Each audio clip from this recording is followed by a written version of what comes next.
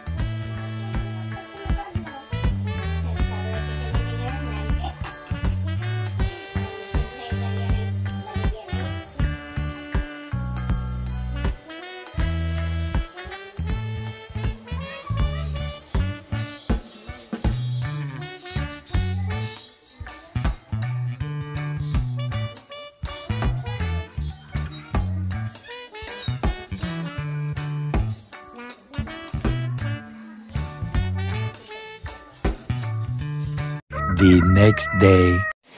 Doon sa Shopwise. Thank you po kay ma'am.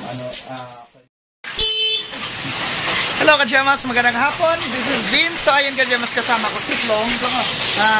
So ayan, sinamahan ko siya kanina. Namili kami ng mga karne doon sa Lumangog, doon sa Marcela. So sinamahan ko siya kanina, tapos yung motor ko yung gamit kasi nga sira pa kasi itong motor ni Plong. So ipapaayos pa namin. Sinamahan ko siya kanina, tapos ngayon ay sinamahan ko ulit siya maglinis ng motor, pati na rin sa akin. Sasabay ko na rin sa paglilinis.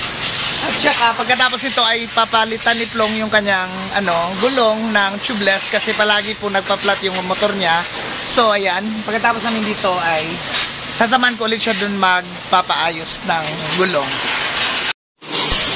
So yan siya na muna nauna kasi isang hose lang ang meron dito na pang motor wash. Ayan siya na pinauna ko, tapos pangalawa na yung sa akin. So sa akin kasi so 2 buwan na siguro to mahigit or almost 2 months hindi ko yan na nalinisan, hindi ko na nasikaso dahil nga po medyo na busy po tayo nung araw ng campaign ng pagtakbo natin bilang bilang konsehal, doon hindi tayo pinalad.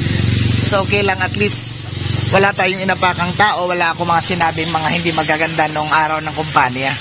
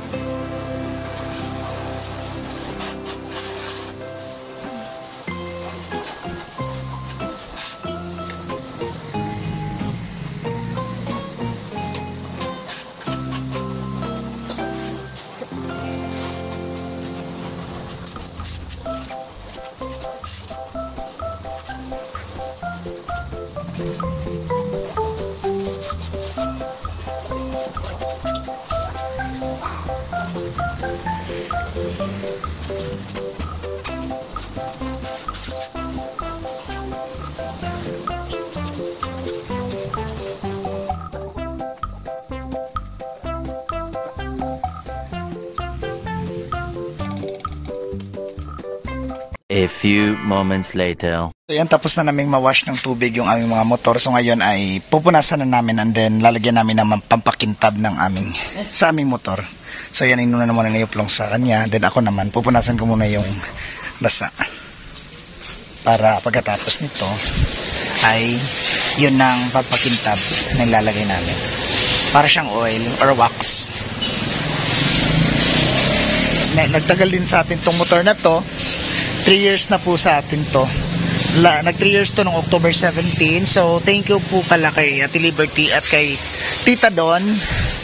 Kay Tita Don at kay Ate Liberty, sila po yung isa sa mga tumulong sa akin para matapos kong bayaran tong motor. So sila po yung tumulong sa akin sa mga araw na nahirapan ako sa pagbayad ng motor na to. Andyan po sila palagi. Salamat again Tita Don and Ate Liberty. Thank you so much po talaga.